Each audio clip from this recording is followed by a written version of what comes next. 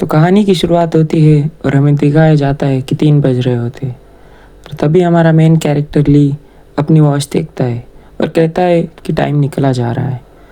और हमें कुछ और लोग भी दिखाए जाते हैं जो कि जल्दी में थे। इसके बाद एक गाड़ी बहुत ही ज़्यादा तेज़ी से आ रही होती है और जैसे ही वो ली को टकराए तभी वो गायब हो जाता है। इसे देख के सभी लोग हैरान हो जाते हैं कि आखिर क्या हुआ। सीन चेंज होता है लाइब्रेरी की ओर और हमें दिखाया जाता है कि हमारी फीमेल लीड कैरेक्टर शीन वहाँ पे पढ़ रही होती है और अब तक घड़ी में 3:05 हो चुके थे। तभी इसका कॉल बजता है और जैसे ही वो कॉल उठाती है उसे कोई बताता है कि वो लोग आ चुके हैं। इसके बाद वहाँ सारी लाइटें चली जाती है और 4 लोग अचानक से वहाँ आ जाते हैं। कॉल वाला इंसान कहता है कि जल्दी से भागो। वो भागने जाती है पर वो बीच में आ जाता है और इसके बाद वो इंसान कहता है कि जल्दी से कॉरिडोर की तरफ भागो और कहता है कि लेफ्ट हैंड की ओर जो भी एक डोर मिले उसे खोल के उसके अंदर चले जाओ। वो बहुत डरी हुई होती है तो उससे वो डोर नहीं खुलता। तभी उनमें से एक इंसान आ जाता है और वो उसे स्कैन करने लग जाता है। इसके बाद कैसे वैसे वो उसे खोल के अंदर चली जाती है। फिर वो कॉल पे पूछती है कि अब मुझे क्या करना चाहिए और तभी वहाँ पे उस डोर पे जो कांचें लगी हुई होती है वो टूट जाती है। शीन डर जाती है और पीछे हट जाती है और तभी कॉल पे वो जो इंसान है वो उसे कहता है कि डरो मत, मैं तुम्हारे पीछे ही हूँ। और तभी वहाँ पे एक पोर्टल खुलता है और वहाँ से एक हाथ बाहर आता है और जैसे ही वो लोग वो दरवाज़ा खोलते हैं तब तक वो दोनों वहाँ से गायब हो चुके होते हैं। और फिर हम लोग देखते हैं कि उस लड़के को जिसने बचाया वो और कोई नहीं बल्कि ली है और फिर ली उसे लेके भाग रहा होता है। वो उस लड़की को एक सुरक्षित जगह पे पहुंचा देता है। इसके बाद वो अपनी वॉच देखता है और हमें पता चलता है कि अब तो 3:30 बज चुके हैं। वो उस लड़की को वहीं छोड़ के मैदान में उतर जाता है और जैसे ही कूदता है सारा ग्राउंड उसके कूदने से डिस्ट्रॉय हो जाता है। इसके बाद ली उन कमांडो से लड़ने लग जाता है और वो उन्हें उठा उठा के पटक रहा होता है और उसके बाद वो ओवरकोट निकाल के दूसरे पे फेंक देता है और तभी एक और कमांडो आके उसकी गर्दन पकड़ लेता है और वो उससे पूछता है कि शिन कहाँ पे है। और इसके बाद वो उसे बहुत ही ज़्यादा दूर ले जाते हैं और उन लोगों के आसमान में ही फाइट शुरू हो जाती है और सभी कमांडर भी वहाँ आ जाते हैं। उन लोगों में मारामारी चली रही होती है कि तभी एक ली को पटक के उस बिल्डिंग पे फेंक देता है जहाँ पे बहुत ही ज़्यादा लोग मारे जाते हैं। और फिर ली बाहर आता है और कहता है कि लगता है अब मेरे पास कोई चारा नहीं बचा। और इसके बाद वो जो कमांडर होता है, हाँ अब तुम्हारे पास कोई चारा नहीं है, ऐसा कहता है। और इसके बाद वो कमांडर ली पे पूरी की पूरी बिल्डिंग फेंक देता है। और इसके बाद ली कहता है कि यह अटैक तो मस्त था पर मेरे लिए तो ये आसान है। और फिर वो पूरी बिल्डिंग को क्यूब में बदल देता है और उस कमांडर पे थ्रो करने लग जाता है। और इससे डॉज करने के लिए वो कमांडर अपनी पूरी पावर रिलीज कर देता है और जिससे वहाँ पे एक बहुत ही बड़ा ब्लास्ट होता है। और हम देखते हैं कि ली अपने पावर के बारे में सोच रहा होता है और तभी वहाँ पे वो कमांडर आ जाता है और कहता है अब तो तुम्हें इसकी सज़ा भुगतनी होगी। और फिर वो गन निकाल के उस पर हमला कर देता है और कहता है कि तो अब तो तुम यहाँ से कहीं नहीं जा सकते। इसके बाद ली उसे पूरी तरीके से डिस्ट्रॉय कर देता है। फिर वो अपनी रिस्ट वॉच को देख के कहता है कि लगता है इस बार हमारी एंडिंग अलग होगी। शिन की आँख खुलती है और हमें दिखाया जाता है कि वो लाइब्रेरी में है और इसके बाद उसका दोस्त उसे कहता है कि तुम यहाँ पे क्या कर रही हो। और फिर हम टेबल पे वही वॉच देखते हैं जो कि ली ने पहनी हुई थी। हम देखते हैं कि वो सब तो अब अडल्ट हो चुके हैं और वो सब लोग गेम खेल रहे होते हैं और चीन बार बार हार रही होती है। और उस गेम का रूल था कि जो भी हारेगा उससे जो भी सवाल पूछे उसे उसका सच्चाई से जवाब देना है। और फिर उसका दोस्त उससे पूछता है कि बताओ शिन, तुम किस में इंटरेस्टेड हो। और इसके बाद वहाँ पे एक लड़का होता है वांग शाओ नाम का जो कि बहुत ही ज़्यादा खुश हो जाता है। फिर वो उससे कहता है कि आखिर तुम इतना खुश क्यों हो रहे हो। फिर वो कहता है कि ऐसी तो कुछ बात नहीं है, मैं तो बस उसे बचपन से जानता हूँ, वो मुझ में क्यों ही इंटरेस्ट रखेगी। और इतना बोलने के बाद वो अपने मन में सोचता है कि आखिर ये क्या बक रहा हूँ मैं, लगता है मैं तो आज पागल ही हो चुका हूँ। फिर हम दूसरे लड़के को देखते हैं जो कि कहता है सारी लड़कियाँ तो मेरी ही पीछे है क्योंकि मैं इतना हैंडसम जो हूँ। और इसके बाद हम देखते हैं कि शिन कहती है कि जिसमें मैं इंटरेस्टेड हूँ वो है वांग शाओ। और ये सुन के वहाँ पे सभी लोग हैरान हो जाते हैं। फिर वो कहती है कि चौंकने की कोई बात नहीं, इसे तो मैं एलिमेंट्री स्कूल से ही बहुत ही ज़्यादा पसंद करती हूँ। इसके बाद सीन चेंज होता है और हमें दिखाया जाता है कि शिन के कन्फेशन की वजह से वहाँ पे काफ़ी लड़के उदास हो चुके हैं और वो लोग वांग शियांग को मारने लग जाते हैं। वो उससे कहता है कि आखिर तुम्हारी हिम्मत कैसे हुई हमारे भाई की बंदे छीनने की? क्या तुम्हें पता नहीं कि हमारा भाई उसमें कितना इंटरेस्टेड है? फिर हम एक लड़के को देखते हैं जिसका नाम था संग जुंग, जो कि एक बदमाश लड़का है और वो शिन याओ में बहुत ही ज़्यादा इंटरेस्टेड था। और इसके बाद वो सभी मिलके वांग को बहुत ही ज़्यादा बुरी तरीके से मारने लग जाते हैं। और फिर संग जुंग वांग का फ़ोन लेके शिन को फ़ोन लगाता है और वांग के फ़ोन से संग जुंग की आवाज़ सुनने के बाद वो बहुत ही ज़्यादा घबरा जाती है और कहती है कि वांग कहाँ पे है। फिर संग जुंग कहता है घबराने की कोई ज़रूरत नहीं, अभी दिखाता हूँ। और फिर वो उसे वीडियो कॉल करता है और कहता है कि तुम्हारे ये सर फिर आशिक यहीं पे है। और उसके बाद वो कहता है कि तुम तो एक स्मार्ट लड़की हो, तो तुम्हें पता ही होगा कि जो खुद को नहीं बचा सकता वो तुम्हें क्या बचाएगा। इसके बाद शिन वांग को आवाज़ देती है पर वांग कहता है कि तुम इसे इस सब से दूर रखो। और इसके बाद उन लोगों में से एक आदमी उसे एक पंच मारता है और कहता है कि आखिर तुम्हारी हिम्मत कैसे हुई हमारे सामने मुंह खोलने की। और इसके बाद संग जुंग कहता है कि आज फैसला हो ही जाए कि शिन याओ के लिए कौन अच्छा है। इस पे शिन याओ उसे कहती है कि तुम वांग को जाने दो। संग जुंग इस पे कोई ध्यान नहीं देता और कहता है कि ये तो लाइफ और डेथ के बीच के बारे में बात है, तो तुम अच्छे से सोच लो तुम्हें क्या करना है। फिर वांग कहता है कि तुम्हारे जैसा कचरा शिन याओ के लायक भी नहीं है। फिर वो अपना सर दूसरे के सर पे मारता है और पानी में जा गिरता है। और इसे देख के वो काफ़ी डर जाता है। फिर संग जुंग उसे जैसे ही देखने आता है उसके हाथ से फ़ोन गिर जाता है और ये सब देख के शिन काफ़ी डर जाती है कि वो पानी में गिर चुका है। पानी में गिरने के बाद सभी लोग डर चुके थे और फिर संग जुंग उसे कहता है कि हमारे सामने ये मजाक करना बंद कर दो और कहता है कि तुम्हारा नाटक बंद करो और जल्दी से ऊपर आ जाओ। पर उसकी तरफ से कोई जवाब नहीं मिलता और वो सभी इसे देख के डर चुके थे। हम देखते हैं कि वांग सोच रहा था कि वो कितना बड़ा निकम्मा है कि वो अपने प्यार को तक नहीं बचा सकता। इसके बाद हम देखते हैं कि वांग की पास्ट लाइफ में वांग भाग रहा था क्योंकि वो हमेशा बुली होता है। फिर वो रोते रोते वहाँ बैठ चुका था और बारिश शुरू हो जाती है और उसने अम्ब्रेला भी नहीं लाया होता। सभी बच्चे घर चले जाते हैं पर वो वही बैठा था और हम देखते हैं कि शीन याओ वहाँ आती है और शीन याओ उससे कहती है क्या तुम आज भी अम्ब्रेला नहीं लेके आए। हम देखते हैं कि वांग हमेशा से ही उसे देख के शर्माने लग जाता है। फिर शीन याओ उसकी चोट पे बैंडेज भी लगाती है। फिर इसके बाद वो दोनों घर चले जाते हैं। इसके बाद हम फिर से प्रेजेंट में आते हैं और हम देखते हैं कि वो पानी में डूब रहा है। इसके बाद हम देखते हैं कि उसे एक चमकती हुई चीज़ नज़र आती है। वो जैसे ही उसे हाथ लगाता है वो उसके बॉडी में एब्जॉर्ब हो जाती है और फिर उसके बॉडी में अचानक से बहुत ज़्यादा हीट और उसे बहुत ही ज़्यादा अजीब फील होने लगता है।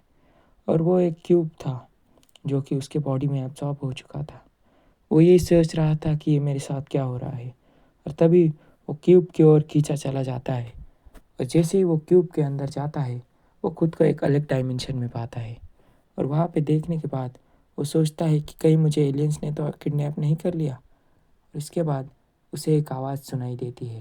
वो आवाज़ उससे कहती है कि होस्ट, तुम एक टेलीपोर्टेशन एरिया खोल सकते हो, बस उसका रेडियस मेरे 15 मीटर के दायरे में होना चाहिए और फिर तुम उस एरिया में कहीं भी टेलीपोर्ट हो सकते हो। और ऐसा होने के बाद स्वांग अचानक से टेलीपोर्ट होके उसी नदी के ऊपर पाता। वो खुद को हवा में पाता है और वो घबरा जाता है कि कहीं वो गिर ना जाए। फिर वो देखता है कि संग जुंग और उसके दोस्त उसे वहीं पे ढूंढ रहे होते हैं और अचानक हम देखते हैं कि संग जुंग उसकी आवाज़ सुन लेता है। पर जैसे ही वो ऊपर देखता है उससे पहले ही वो टेलीपोर्ट होकर अपने कॉलेज में पहुंच जाता है। और जैसे ही वो उठता है वो सोचने लग जाता है कि आखिर उसके साथ ही क्या हो रहा है। इसके बाद उसे वापस से वो आवाज़ सुनाई देती है जो कि उससे कहती है कि होस्ट, तुमने कंटिन्यूसली स्पेस टेलीपोर्टेशन को ऑन कर लिया है। और इसके बाद वो अपनी बॉडी चेक करने लगता है कि आखिर ये आवाज़ उसके अंदर से कहाँ से आ रही है। फिर वो अपना फ़ोन निकाल के चेक करता है कहीं ये इससे तो नहीं आ रही, पर यह आवाज़ फ़ोन से नहीं आ रही थी। फिर वो उस आवाज़ से पूछता है कि आखिर तुम कौन हो। पर वो आवाज़ उससे कहती है कि यहाँ पर कोई आ रहा है। और वो लड़का जैसे ही दरवाज़ा खोलता है उसके पहले ही वो यहाँ से गायब हो चुका था। फिर हम देखते हैं कि वांग अपने घर पे पहुँच चुका है और उसे शीन का कॉल आता है क्योंकि वो बहुत ही डरी हुई थी। वो उससे कहती है तुम कैसे हो, कहीं तुम मर तो नहीं गए। इसके बाद वो कहता है कि मैं तो अपने घर पे ही हूँ। फिर वो उससे कहती है कि आखिर तुम घर पे ही थे तो तुमने मुझे बताया क्यों नहीं? तुम्हें पता है मैं कितनी डर गई थी। फिर वांग उससे कहता है कि तुम्हें इतनी डरने की कोई ज़रूरत नहीं। मैं इतना स्मार्ट हूँ कि मैं वहाँ से कैसे ही निकल सकता था। मैंने तो बस उनका ध्यान भटकाने के लिए किया था और ऐसा लगता है कि वो अभी भी मुझे वहीं पे ढूंढ रहे होंगे।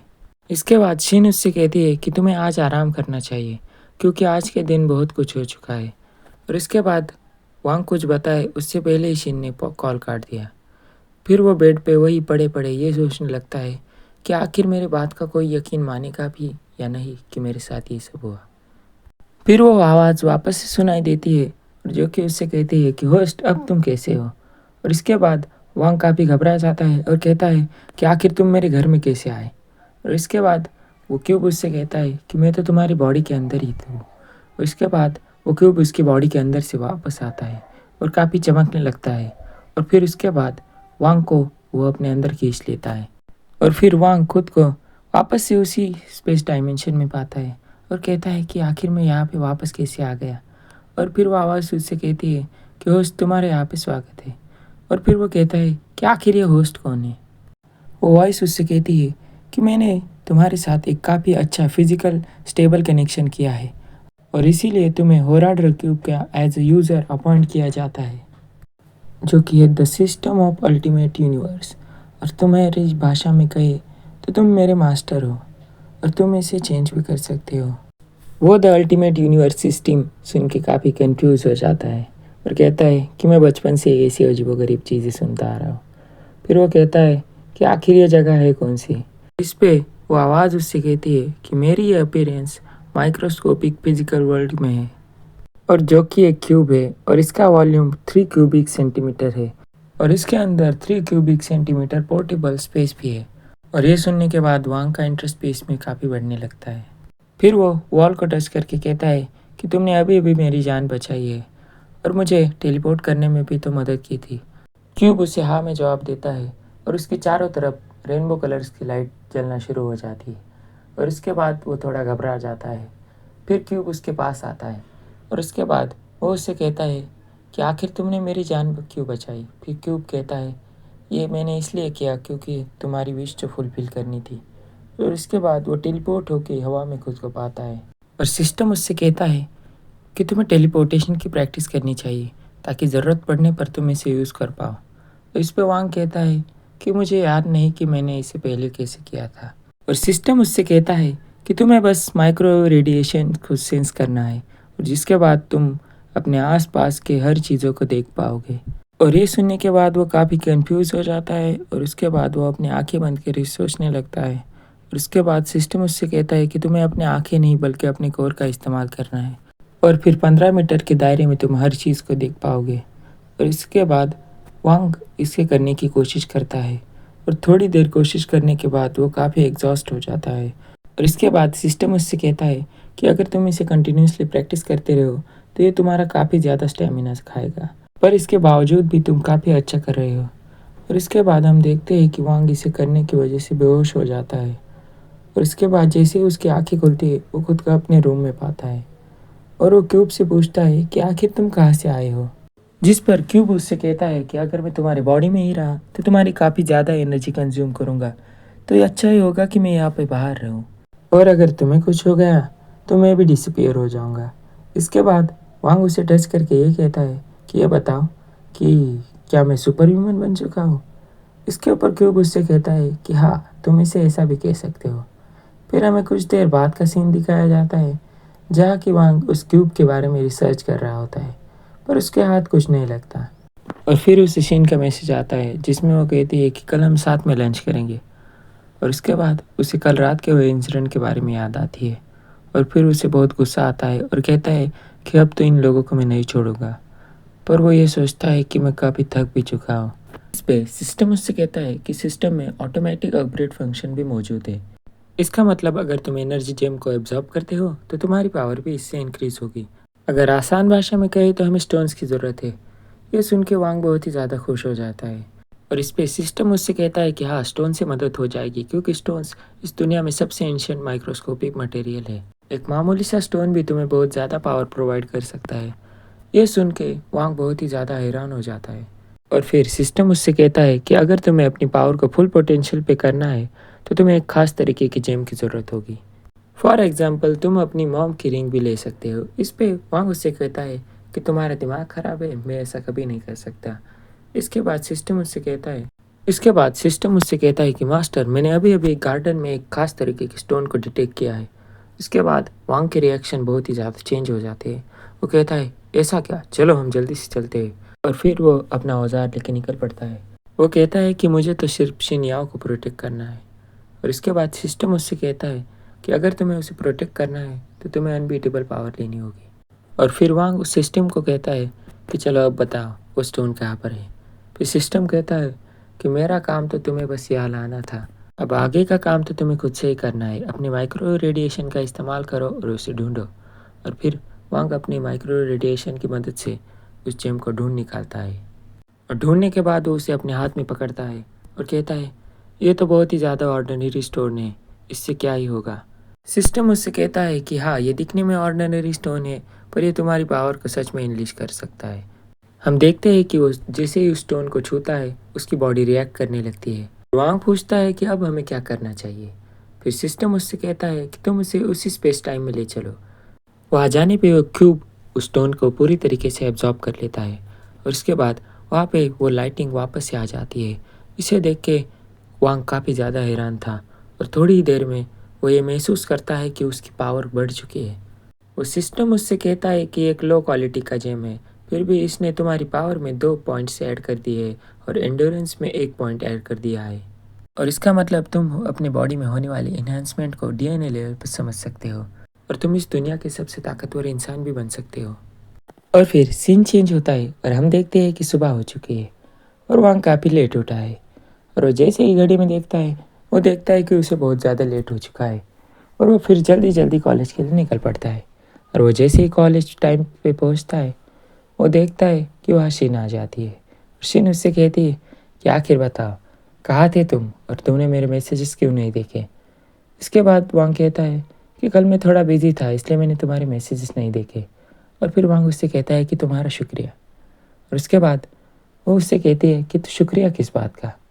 इसके बाद उसका दोस्त कहता है, तुमने कहा तो था कि तुम इसमें इंटरेस्टेड हो। और इसके बाद वो दोनों एम्बेरस हो जाते हैं। और तभी वहाँ संग जुंग अपनी पूरी गैंग के साथ वहाँ पे पहुँच जाता है और वो आते ही मारपीट शुरू कर देते हैं। और क्योंकि संग जुंग पूरी कॉलेज का एक गुंडा था तो इसीलिए कोई इसके खिलाफ कुछ नहीं कहता था। और संग जुंग को वहाँ देखने के बाद वांग शिन से कहता है कि तुम पहले अपनी जगह पे बैठ लो और डरने की कोई बात नहीं। और फिर संग जुंग आके कहता है, कहाँ है वो वांग शाओ शाओ। हम देखते हैं कि संग जुंग अपनी बुक के पीछे अपना फेस हाइड करके छुपा हुआ था। फिर वो सिस्टम से पूछता है, क्या हमने कल जो जेम पाया था, क्या उसकी मदद से मैं इसे हरा पाऊंगा। फिर सिस्टम उसे जवाब में हाँ कहती है। फिर वो पूछता है कि इसका स्टेटस क्या है। फिर हमें सिस्टम से पता चलता है कि संग जुंग का कॉम्बैट लेवल है 5। फिर वो कहता है कि इस लेजेंडरी ट्रैश का कॉम्बैट लेवल सिर्फ 5 है। फिर सिस्टम उससे जवाब में कहती है कि हमारे सिस्टम में लेजेंडरी ट्रैश नाम से कोई नाम नहीं है। फिर वो कहता है कि इसे छोड़ो। और फिर वो कहता है कि आखिर मेरा लेवल क्या है।